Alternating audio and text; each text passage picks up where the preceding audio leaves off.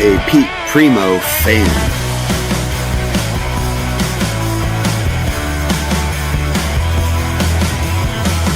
Thank you for having me. Your fans are like...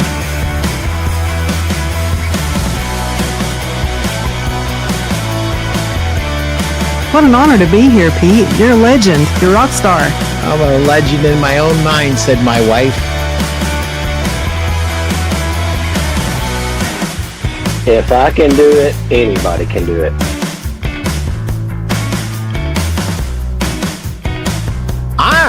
I'm Mr. Selling from the Heart. What's this guy, Larry Levine, going to teach me about selling from the heart? You are one of the most generous and authentic people around, and I think that's why you and your show are so attractive to people.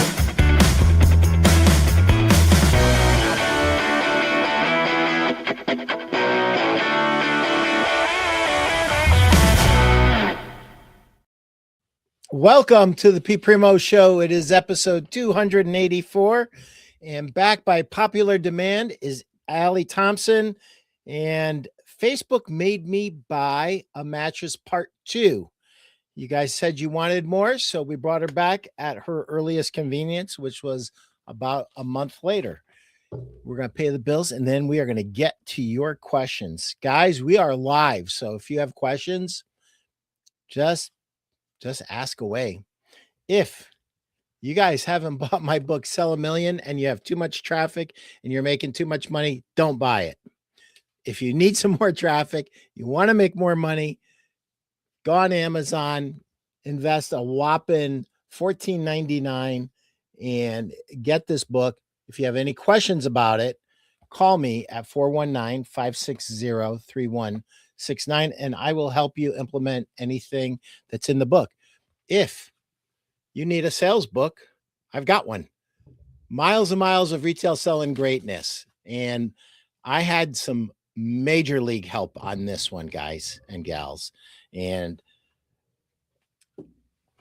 I spent, at the point in time when I wrote that book, 43 years in front of some of the best retailers in the industry. Then I asked myself the one question I never should have asked myself: what's changed, and where could we get some help? So we asked Randy Thompson, Justin Trumbo, Steve Carnes, Mark Klingenberg, Jonathan DiPrenzio, Scott Vaughn, Brent Batterman, Chris Tahaney, Jeff Janakovo, Keith Cassinguy, and Mel Opp, all to write chapters in the book, and they did. So this isn't my book, it's our book. And basically you have 3 years worth of sales meetings. If you divide the chapters in half and you use the QR codes as separate lessons, there's some of those QR codes. There's articles from Jerry Morris, who really started this whole thing. So guys, gals, if you want to improve sales, if you want to close more, if you want your salespeople to be more professional, and if you want them in the game and ready to change people's lives, this is the book for you. A whopping $19.99 on Amazon. That's it, guys. Gals, if you're serious about selling more mattresses, Miles and Miles of Retail Selling Greatness will help you get there. And again, anything in that book, I just got a few phone calls over the weekend that you need some help with. 419-560-3169. Please leave me a message. Don't leave me a second message and cuss me out when you didn't leave a first one. All right. So I'm happy to help in any way I can. Let's thank our sponsors. Let's pay the bills. Greg and Steve, thank you for sponsoring the Pete Primeau Show. If you want to learn how to build, market, sell, and succeed in the mattress business, this is the place. And guys, gals, I know that when you own a store, sometimes you feel all alone. You don't know where to go, who can help. This is one of those places. If you hit that QR code, it's a free Facebook group. There's over 3,300 people in this group. So facebook.com/groups/Mattress Industry Network will get you there. And this is a great group. And thank you, Jeff Janakovo, for yelling at me and asking me why I didn't join the group. I didn't join the group because I thought Steve Houck had a machine gun and he didn't. It's a long story.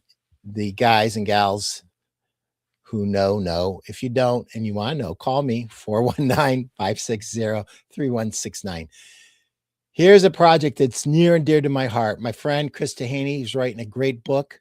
And it's your stories. It's your stories about successful, life-changing outcomes for our customers. So the one who said it best is probably my dear friend Scott Vaughn. We are the most important health professionals in our communities. We can change people's lives. We can help them be a better mother, father, sister, brother, fireman, policeman, teacher, salesperson, just by helping them get a better night's sleep. So if you have a story about how you help somebody change their life for the better, mattressrsastories@gmail.com. Again, email that story to mattressrsastories@gmail.com. Don't worry if you're not the greatest writer in the world. Chris will write it up for you. He'll send it back to you for your approval. And if you're chosen, you will be in this book. And this is going to be a great book. It's going to do two things: inspire the industry. And number two, it's going to be customer facing. So customers can understand what kind of benefits they can get when they get a complete sleep system from you. If you're serious about getting serious about the mattress industry, this is a group for you. Mattress Retailer Toolkit. Jeff Janakovo and Mike Capuzzi do a great job with this group. I belong to it. I think you should too. There's so much here. Thousands and thousands and thousands of dollars of value for, I think it's like $99 a month. If it's $97 a month, don't hit me and say, I overstated the price by $2. Hit that QR code and you'll get the lowest price automatically. That QR code absolutely guarantees you the lowest price that's available.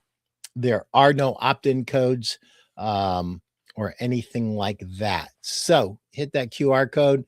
If you know there's more to being in business than just having a job and working a regular schedule, you want to create something that can last beyond you. You want to create freedom for your life.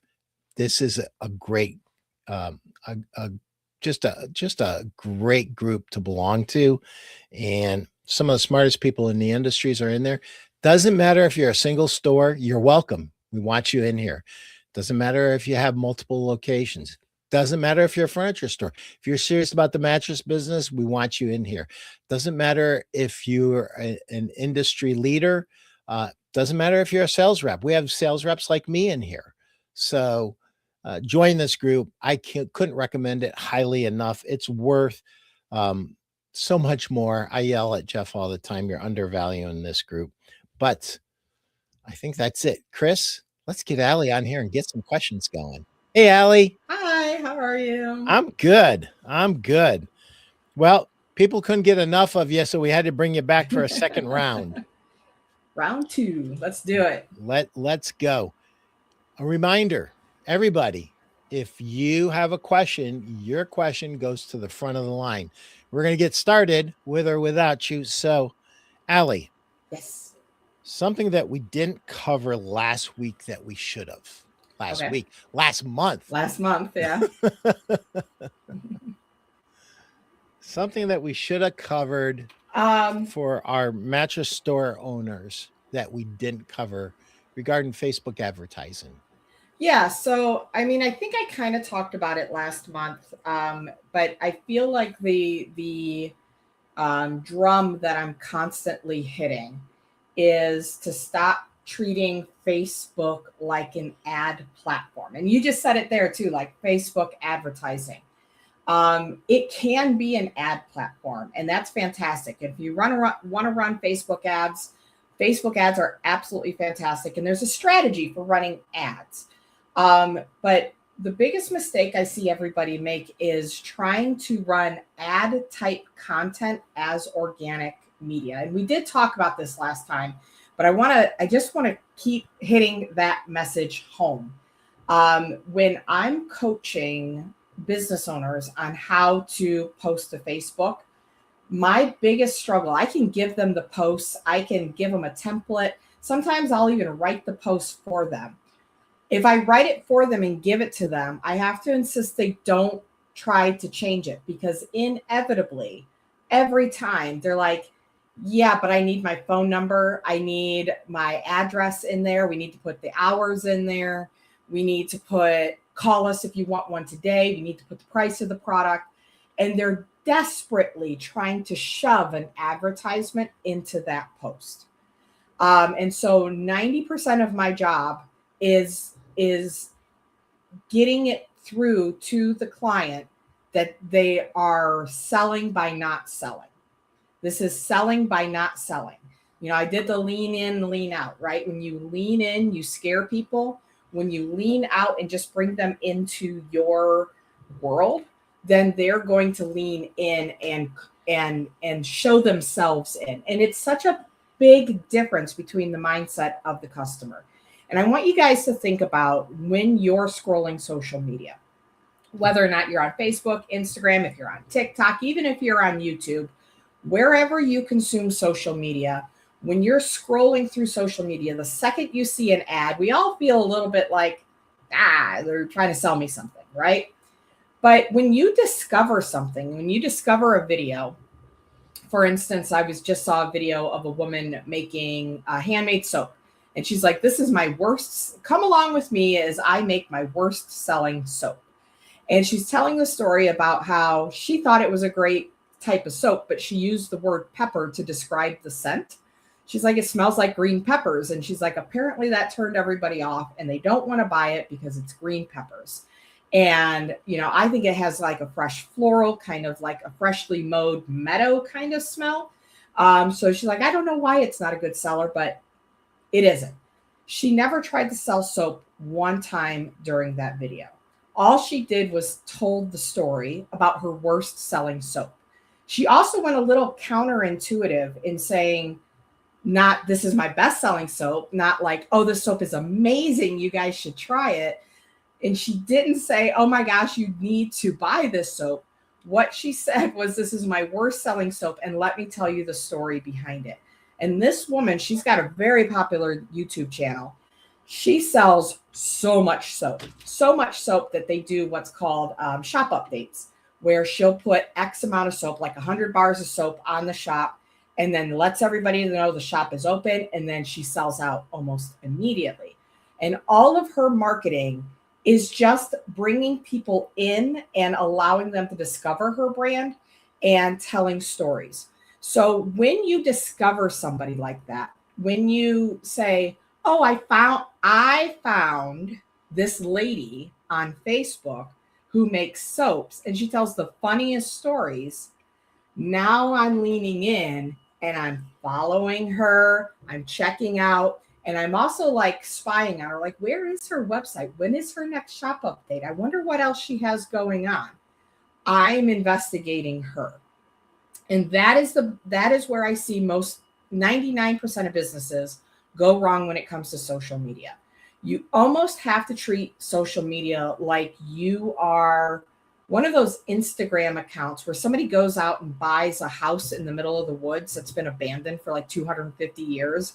And they bought this house on an island in Greece or something, and nobody's lived there for forever. And now come along with me while we repair the house. We all want to go along that journey. You need to treat your business the same way. Come along with me as I grow and build my retail furniture and mattress business, right? Let them come along the journey with you. Tell them that you just got a shipment. All those conversations that you have along, with your employees and internally, you're like, oh my gosh, we just got this shipment and I can't believe they sent us 6 of these. I thought we only ordered 3. And then I go and I look at the invoice, and sure enough, I wrote down 6 and not 3. I can't believe I did that, right? You're having those conversations internally. You're having those conversations with your staff. There's moments of your day that you go, that's funny. That's weird. This is a crazy thing that just happened. Isn't that customer story great? I just absolutely love what they said. And now I'm on cloud 9 all day. You're going through all of that throughout your day. Social media is about pulling back the curtain and allowing people to see what is actually happening with your mattress store.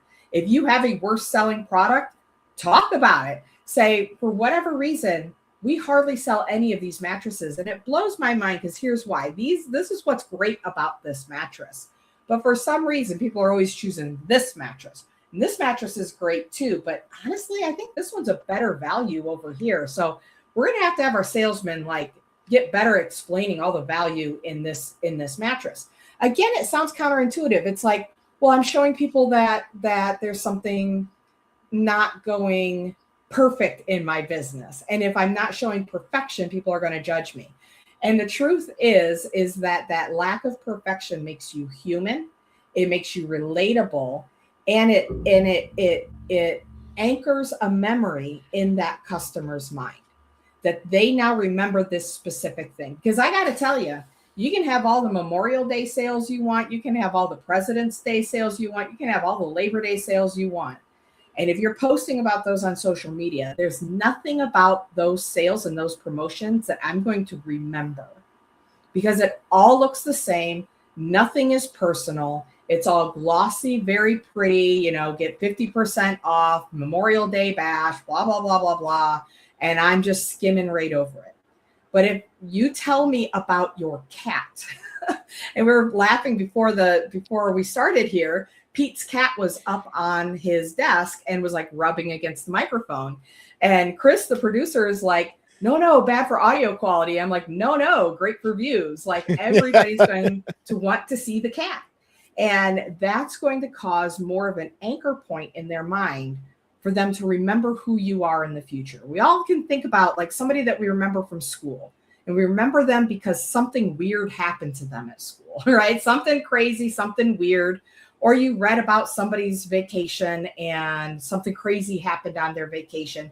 You may not really know them, but you remember that. And then if you ever meet them in person, you go, oh my gosh, yes, I remember you're the one who did the vacation. And it creates that familiarity, right? We want to buy from people that we know, people that we like, and people that we trust. We want to know, like, and trust before we trust somebody with our money. And right now, every mattress company looks exactly the same. I don't know any of the owners. I don't know any of the staff. I don't know if I because I don't know them. I don't know if I like them. And because I don't know them, I don't know if I trust them, right? Everybody's blending in together. And social media is your opportunity to show your personality, show who you are, show off your staff, talk about internal jokes. And to be clear, when I say be raw and real, you don't have to say we're on the verge of bankruptcy, right? You don't have to lay it all out there. And it's probably good to not lay it all out there, but put more of it out there than what you think people would be interested in, because it's always those little things that people grab a hold of and they come in and they start asking about your cat, right?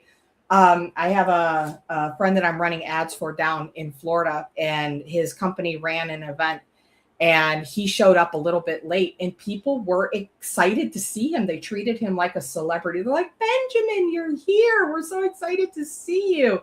And he had no idea that he was creating that kind of impact on social media. But because we were telling his story, we're telling his story about how he took over the shop from his mom and why he stepped into the business, they feel like they know him.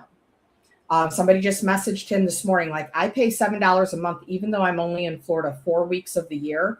I pay $7 a month because I love you and your company.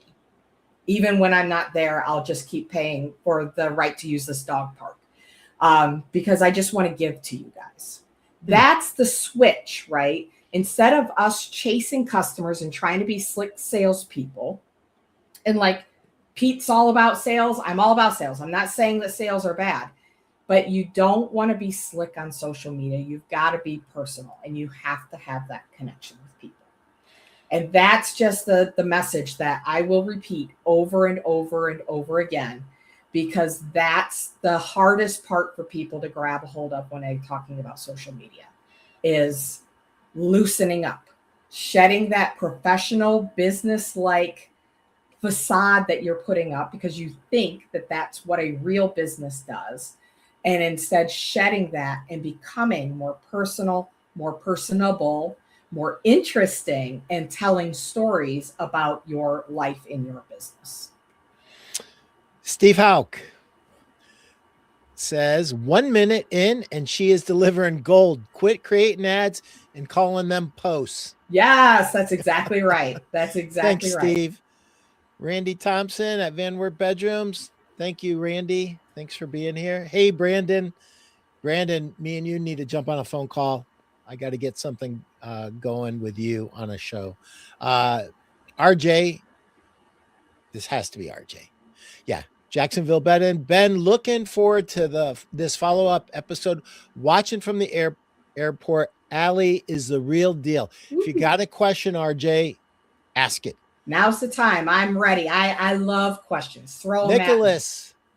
Nicholas Dover, I love you, dude. ADHD, like I could like make that my call so easy. Like I have everyone fooled. They think that I actually am not, but oh God, am I? I think it runs strong in entrepreneurs. I think it does. It runs super strong. Yeah. The reality is we can't work for other people. We have to work for ourselves. Exactly. We're unemployable.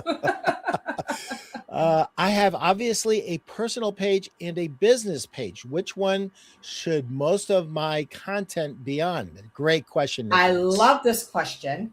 Let's read the second content, or the second one too, because he's talking more about it. I post on my personal page. I do get a lot of friends' business, but I feel like my local business page needs more attention. Okay. So that's perfect. I love that. So I like to kind of think about it as your personal pages for your personal relationships and your business pages for your business relationships. So I always tell people your business needs to have a business page. That's the personality of your business. Your personal page is the personality of you.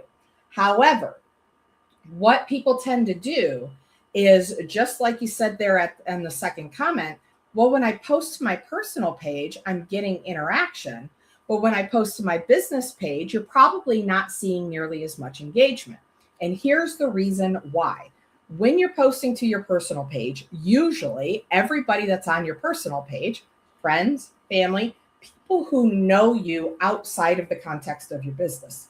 So they went to school with you, they're your cousins. I got like 78 cousins. So like half my friends list is my cousins, it feels like. So they're people who already know you, like you, and trust you. You're also posting the kind of content on your personal page, probably about the vacation you went on, or that your daughter just got married, or you sent a kid off to college, or whatever it is. And those are always pieces of content that people who know you, like you, trust you are going to love. Oh my gosh, she's getting so big. I can't believe she's off to college already, right? So the algorithm sees that and says, oh, these people are really interested in what he has to say. So if they're really interested in what he has to say, when he posts something about mattresses, I'm going to distribute it more. Now, what happens is then people then go over to their business page and post an ad, and nobody interacts with it. And they're like, okay, like, what am I going to do? Like, I'm posting this ad and nobody's interacting. And so therefore, I feel like I should be posting to my personal page, because at least I'm getting engagement and things are happening over there. And I see this a lot. And it's very common amongst business owners. I get traction on my personal page, but I'm not getting traction on my business page. So what I recommend is, for a while, only post to your business page stuff that your friends and family would normally interact with. Post it to your business page, but then share it to your personal account. Share the post from your business page to your personal account. What happens is, let's say your friends and family are also following your business page and you post to both the exact same content about your business. You're posting both same exact content. Because the algorithm is so strong on your personal side, because of the personal stuff you post, and because those people already know, like, and trust you, the algorithm's going to deliver the content from your personal page to them first. And when they see that, then it's not going to show them the duplicate content from your business page. And so you're like starving your business page from all the engagement it could be getting from your friends and family, because your business page is gobbling up all that algorithm juice.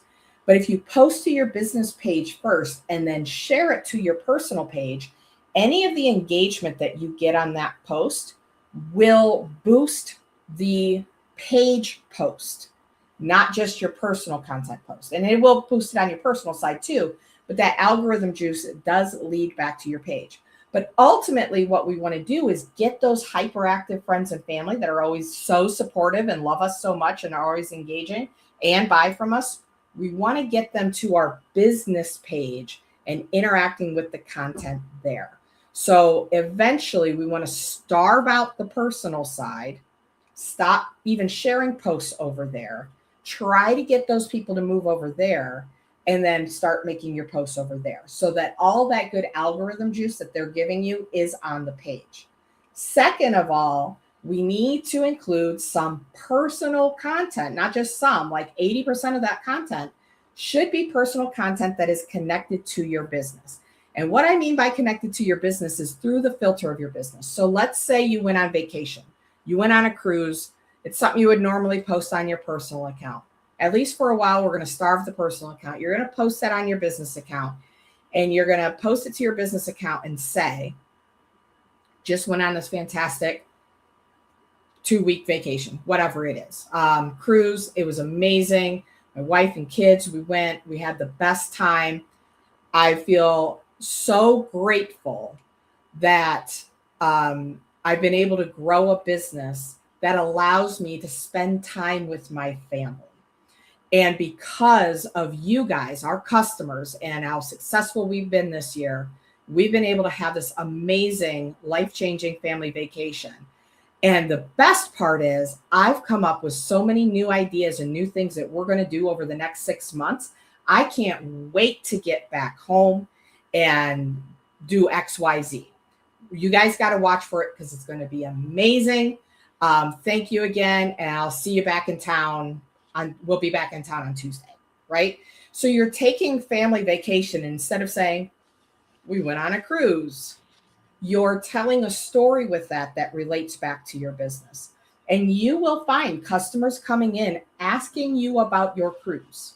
They'll ask you about your vacation with a big smile on their face, happy and excited for you, and excited to be part of the story that they are one of your customers that has helped you build this amazing business. They're rooting for you. Our customers root for us. They want us to be successful.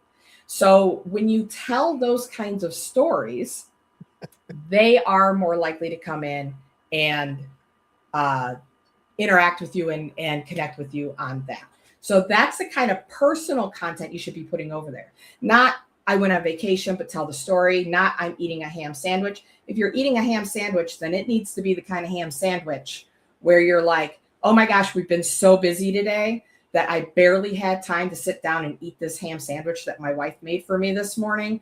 I can't believe how many mattresses we've sold today. I got to gobble this down and get back out on the floor, right? That's how you post about a ham sandwich. Not, I'm eating a ham sandwich. So as long as you're bringing that personal content to the business page, you'll start to see that engagement increasing and the algorithm getting on your side and getting that momentum. And then you will get more engagement there. You're going to get more sales there, and it won't feel like you're posting and shouting into a void. And you can thank your newly found algorithm juice. Yes. that is gold. I just love Nicholas. She's my favorite guest. Top 5 anyway. this is real current issues. Yeah, 100%. That's gold. I did not know that. I did not know any of this. So I'm sitting here, I'm taking notes. I'm like, good. I knew I was doing something wrong. Now I know exactly what I was doing wrong. Yep. Yeah. If you're splitting the attention. Starve the personal, feed the business. Yes. So because the business page is like a business card. It's like a mini website. It has all the information that they need. It has your address. It has your hours. It has your cover photo that's giving them, letting them know about upcoming sales or promotions. If I'm looking into a business and seeing if they're active and still in business, sometimes you don't know, are they still in business? Like, what are they up to? I go check out their Facebook page because I want to know, is this a real living business? And are they active and interactive? And I will make judgments about that business based on the business page. If you're putting all of that juice into your personal account, Joe Schmo, I'm out here just looking to buy a mattress. I don't know to go look for your name to find that content. I don't know who you are. I'm going to look up your business name and I'm going to see just a ghost town there. Even if there's posts, there's no interaction. And then it's probably Canva flyers anyhow. And so it's really boring and I don't know what, there's nothing to connect with, right? So feed the business page because that's what goes out to people at large. That's what they're finding when they're searching for you. We've known each other for a lot of years. Mm-hmm. And by the time I met you, you were already really, really good. But I'll tell you something, you have just like blossomed. Thank you. You are so good at what you do and you are so confident and you cut through the chase. And I love that. And, as you were talking earlier, I was thinking, you're talking about this pulling back the curtain phenomenon. And I was thinking about Paul Harvey, the rest of the story. I always wanted to know what the rest of the story was. Mm-hmm. And I'm like, this is so true. And, in a world that because of these things, well, it's because of a lot of things, but this is maybe a symptom and not a cause. People are more alone now than ever before. And people do want to cheer for you. They do want a local business to win. They want to support you. Yes. And sometimes I think we see it as adversarial. It's us versus the customer. But they want to love you. They really do. And they want to support a business that they believe in, that they feel good about. And everybody's craving human connection. Everybody's tired of the gray sameness of everything. And when you stand out and you sparkle and you tell stories and you give them something to latch onto, they'll grab it and they'll thank you. They'll thank you for your advertising. Any things that we should be doing with video and things that we shouldn't be doing with video? Fantastic question. Video, I am a huge, huge fan of pick up your phone, turn the video on, talk to the camera. You don't have to edit. You can do some light editing if you want to. There's free apps out there. I always forget the name of the free one. I use a paid one. It's very cheap called InShot that can do some editing. The thing is if you're doing fancy videos where it takes a lot of editing, you're probably not going to get a lot of them done. You didn't grow up to become a video editor. You weren't like, oh, I can't wait to be a video editor someday.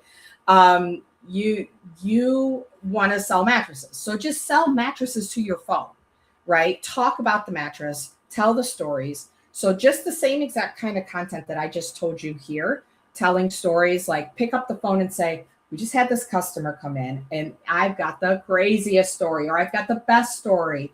Or she actually asked a question that I hear a lot. And I thought it'd be helpful if I made a video and told you guys what the deal is, right? Pick up your video, just talk on the phone. You can flip your camera back and forth where you're showing mattresses. Always start with your face because nobody wants to watch a video of mattresses, right? They want to see people. So start with your face, like, we just got these in and oh my gosh, I'm obsessed with this new mattress. All right, let me show you. flip the camera, show the mattress, put your hand on the mattress, make it interactive, kind of tug at the corner, just use your hand to gesture, and then flip it back to you. And like, you guys, like, seriously, if you've been looking for a mattress, this is the one. And you can be like that. You don't have to say, call me, all right? But you can be like, this is the one, or this is the one that, I'm getting a call. So just talk to them, right? What you don't want to do is highly produced videos. I do not, and my best friend is a videographer, so don't tell him I said this. Don't hire a videographer. Don't hire somebody that's going to come out and do really professional, slick videos. They're going to cost a lot and have very little impact.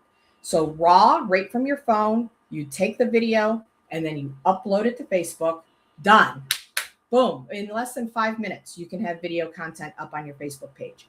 If that video does not perform well, cool. You can do another one and another one, and you'll get feedback and you'll see, ooh, they like it when I do this, but they don't really respond when I do that. So let me do more of this because they really like that.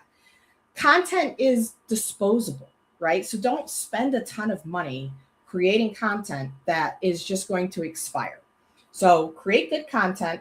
If you get a really good video where you got like people coming in because of the video, now you have an ad that is working even organically. You can put money behind that. So that's what's really cool about video. Create as many videos as you want to create. The other thing I would say not to do is do not do the trends. The trends are, in my opinion, are a distraction. Most people don't have the personality or the comic timing or the video editing skills to do the trends really well. And if you do the trends well, let's say you go viral, 1 million people watch your video.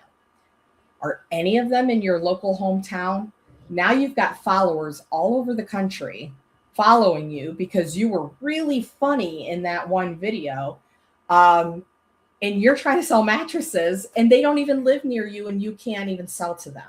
So following the trends is, I call it like getting friend zoned, right? You're attracting people who like your content, not that necessarily like you, and that are not necessarily interested in your business.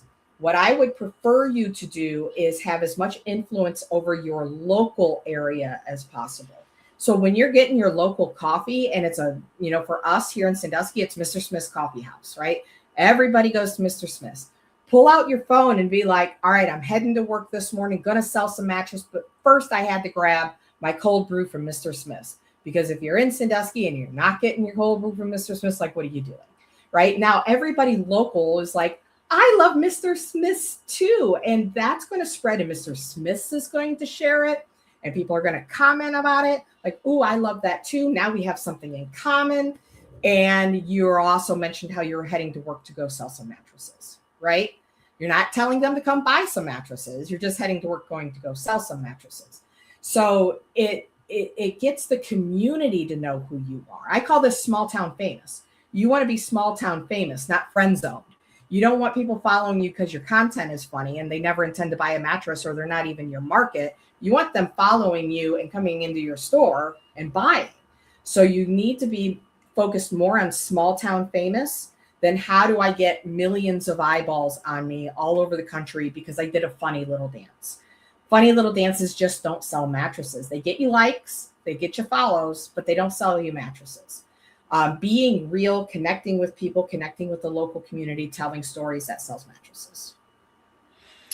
So besides coffee, pets, babies, what else? Yeah, we talked about this a little bit last time. Again, as long as it makes sense. And I always say through the filter of your business.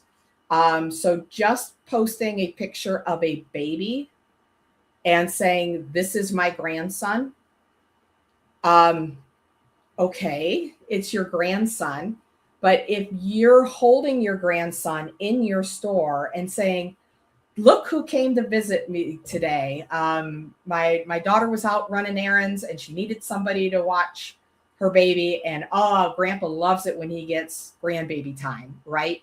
So I'm showing little Michael here, all of the mattresses, and he's saying hi to the customers and waving to them. And we're going to have a great time together. We'll tell mom that she can go, have an extra coffee or get some ice cream or something. We're good here. Like me and Michael, we got the place managed. Or you have a dog in the store and you say, this is our head of security. He inspects everybody that walks in. I don't know how many mattress companies have pets in store, or they come visit and it's just head of security, or it's quality control on the cookies or something like that, where you tell a story and have fun with it and make that connection and not just say, this is my dog, Miley. Like, okay, cool. Like, why do I need to see your dog? But if you tell the story about Miley and why Miley's there, then everybody's like, oh, look at that. I love that. Right.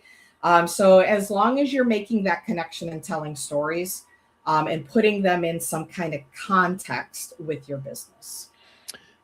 Something you kind of almost skipped over, but you definitely pointed it out. One of the things that you cited is when you do raw videos, you can get them out quicker and you can get more content out there that touches people in a more meaningful way.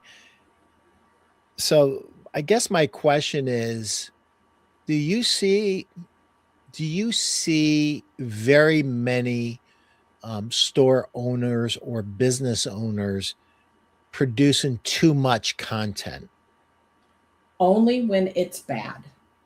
If you make a post a week and it sucks, you have made too much content. If you do good content, now that doesn't mean we can't have a slip up here and there, right? You can do something that bombs. It's perfectly fine. We all bomb. There's times where I make a post. I made a post yesterday that I'm like, this is a great post. It was personal. I did know that I did a screenshot instead of a picture of me. And I knew that. It did well in a business group that I was in, but it didn't do well on my personal account. Fine, whatever. I can have one that bombs. So don't be afraid of making bad content. Just strive for good content. And you'll have misses, and that's perfectly fine.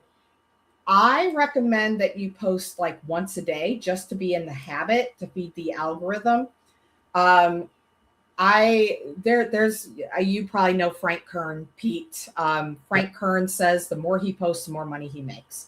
He'll do 20, 30 posts a day. And he was like, we thought that would drive people away and that they would leave. And yet we're making more money. We're getting not as much engagement per post, but if you add up the engagement on all the posts, it's more than if they posted once, right?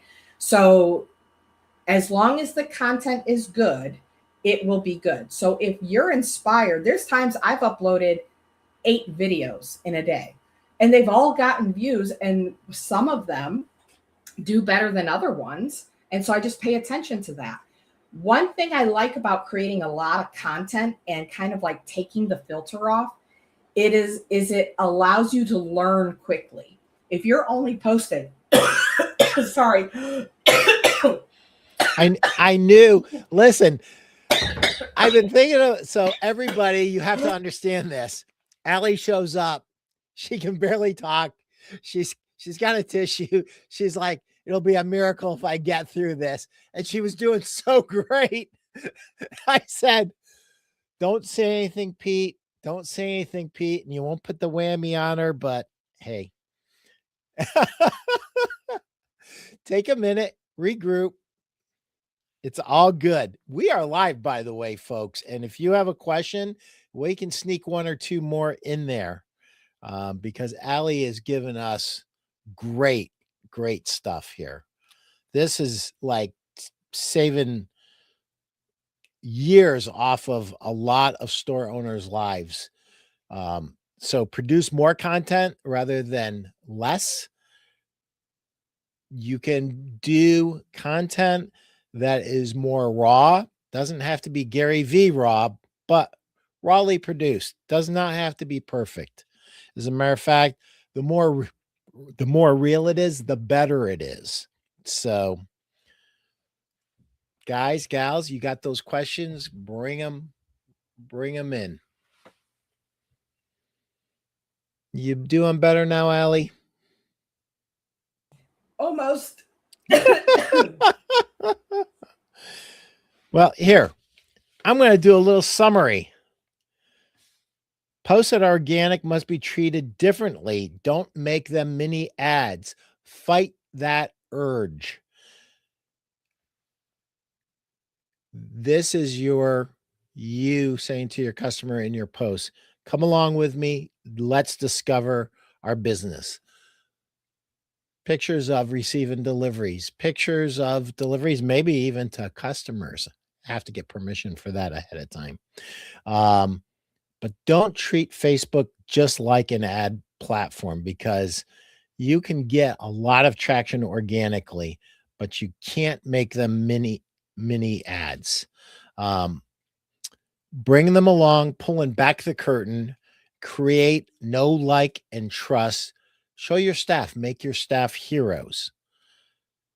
Here was the whole, this was gold, guys. Absolute gold. Nicholas Stover had the question about splitting his time between his personal page and his business page. And Ali said, no, starve your personal page and post to the business page, then share that content to the personal page. So that will get you more algorithm juice to your business page. And it might be a little painful at the beginning, but do that. What else? That was pretty much it. Ali, are you back with us? No? Any questions? Pete, you stepped away for a second. Okay. No worries. No questions. What questions you got for me, guys? Ali will be back momentarily. I do want to thank Nicholas Dover, Steve Hauk, Brandon Bain, and RJ Williams for their comments and their questions. Any comments? Any questions? Chris, this is how you know it's a real show that's really live. That's right, Pete. Because things happen that you don't expect to happen, and it's okay. It is okay. So, guys and gals, I don't know who else is watching, but I got to tell you guys something. There was a lot of traffic in stores this weekend. I saw it. I got a lot of phone calls, and I'm seeing a lot of action in stores this past week. So congratulations if that's happening for you. If it's not happening for you right now, don't despair. It's probably right around the corner. And depending on your weather and that different stuff will determine a lot of when your customers come in. But there is a lot of business out there right now, guys and gals. So keep the faith if it's not happening for you. If it is happening for you, just keep putting one foot in front of the other and execute. Just execute. Relish the moment. Take good care of your salespeople.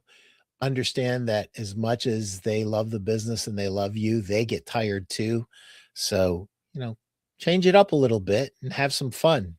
Make some jokes. Be there with them and feed them. All salespeople love food. Pete, Ali will not be able to return for the remainder of the show. Just thought I'd let you know that and join in and be here if needed. How's that? Well, thank you, Chris. So, guys and gals, did we have any questions that were unanswered from the last Ask Pete? Were there any questions that were unanswered? Pull those up really quickly. I was really proud of us. We kind of got through more than we normally do with my marathon answers. There we go. Yeah, hang on a sec.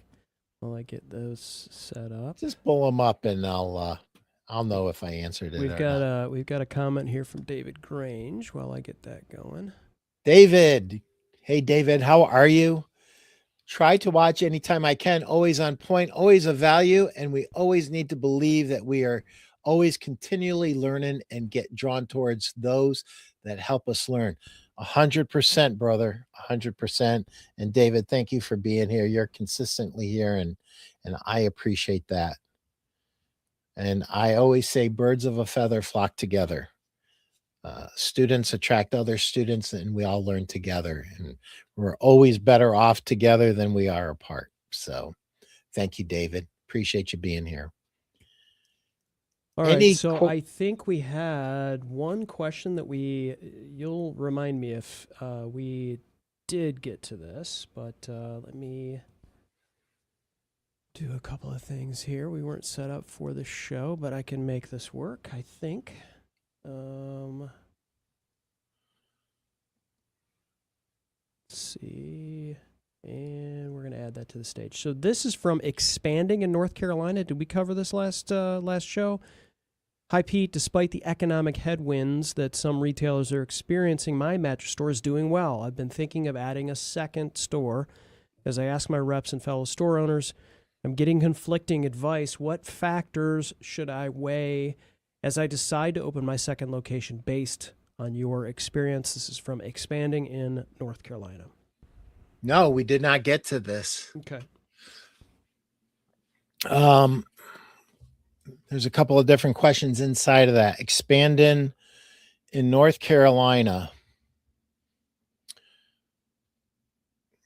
I wish I knew the proximity, but there's something more than proximity. So if you were to draw a circle around your store, is it? Yeah. Okay, it's a mattress store. Okay, so it's going to be a smaller circle than a furniture store. A furniture store circle, I would ask you to draw out would be about 60 miles. The one for the mattress store is more like 20, and some people would argue in urban areas it's more like 5 or 10. And I do agree with that. But so if you draw a circle out, diameter of 20 miles from your mattress store, is that within that? And then what I want you to do is I want you to plot how many deliveries are going out every week to that area already. That might give you a clue as to how much business you're going to cannibalize. The other thing is trends. This is super important. It kills a lot of businesses. I've learned this the hard way over the years, and I've watched a lot of great retailers who's very smart retailers. And I didn't figure this out. I was taught this by a top 100 retailer. So you look at the trends. Where are people moving into? Okay, for instance, I'm going to make this like stupid math. 80% of all my deliveries are going south. And I am thinking of going south. And conventional wisdom would say, don't do that. You're going to cannibalize 80% of your business. But if there is a trend down there that says there are tons and tons of people moving in, and listen, this is information you can get from other businesses. This is business that you can get from local Better Business bureaus. This is something that you can even get census numbers on. Find out what's happening with this area. If it's a new and upcoming area, lots of new businesses are going there. It very well might be a place for you to go, because you can bet some of these bigger companies have some real serious real estate chops, and they understand the trends. So look at the trends of where you're going. The other thing is look at this from a strictly pragmatic, on the street, boots on the street, making deliveries, just 100%. How do I execute this new store? Does the geography make sense? Do I need to buy new and different advertising, or can I just continue with my advertising the way it is, maybe bump it up a little bit? And those are things that I would look at. Chris, could you pull it back up for me? Yep. I just want to make sure, what factors should I weigh, decide? Yeah. Look at where your current business is coming from and look at the trends. There might be a better location. Never fall in love with a location. Expanding in North Carolina, I'm going to tell you this. I learned this early and I pushed it away and I said, that's too simple. That's dumb. It's the best advice I ever got. Never fall in love with a location. You as a retailer cannot afford to fall in love with a location. It will cause you to do stupid things. Number one, you will sign too long of a lease. Number two, you will overpay each and every year for that lease. And number two, you will starve your business from the capital that it needs to grow in terms of additional investments in inventory, additional investments in marketing to drive the business. So never, ever, ever go poor on a location because you love it. Now, you might pick an A location, you might pay more for that location, and it will handsomely pay for itself. But those are based on metrics. Those are based on numbers, not your infatuation with this idea of this new store. So I guess that's it. Expanded in North Carolina. I hope that helps you. I'll never forget my dear friend Jimmy at King's, who's passed. He was about to buy a building and he said, Pete, I'm about to buy this building. Any thoughts on this? I said, yeah, I have a thought, Jimmy. He said, what's your thought? I said, have you had an asbestos inspection done? He said, no. I said, if you don't have an asbestos inspection done, you might be buying something that is literally worse than the money pit from Tom Hanks. And because it would be an industrial size home instead of that warehouse would have cost him millions and millions of dollars. Based on the inspection, they recommended that he not purchase it. And Jimmy already loved me, but he loved me more after that, because that was advice that I could give him. Older buildings, always check asbestos. Something's too good to be true. Look both ways before crossing the street, because it may not be true. Well, friend, there we go. We do have a comment from our friend Tara. Says Hey, she doesn't have a question. Just want to say happy Monday. That's cool. Tara, let's have an amazing week. Yeah, like I got no questions. I'm good, Pete. Just wanted to say hey. That's awesome. Thank you for saying hi, Tara.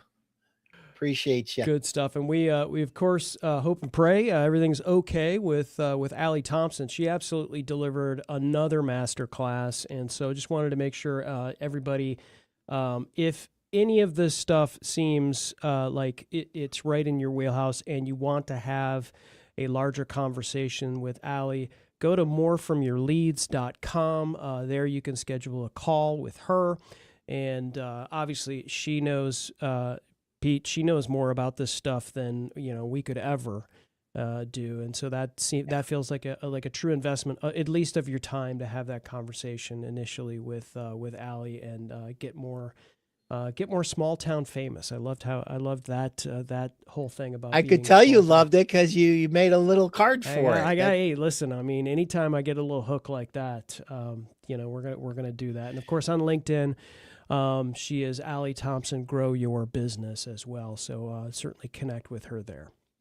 Anyone that had a question that you didn't put it in because Ali got sidelined the last 10 to 15 minutes of the show, just shoot it over to me at Pete at peteprimeau.com, and I will get it to Ali, and she will answer that question for you. Chris, thanks as always. Thank you, Pete, for being the man behind who has to occasionally come out in front as well. So it's a good thing I put a shirt on, huh? Thanks for all you do. I appreciate you. And you, guys Pete. and gals, listen, the sun is up. Let's go make some hay, man. Let's get after it. It feels really good out there in stores right now. So sell 1 million, have fun doing it. As a matter of fact, one of my sayings is have fun and sell 1 million, because when you're having fun, people are going to be naturally attracted to you. So go out there and have fun and sell 1 million. Take care. Sell 2 million. Bye, everybody. And if the first million's too hard, just go for the second million. There we go.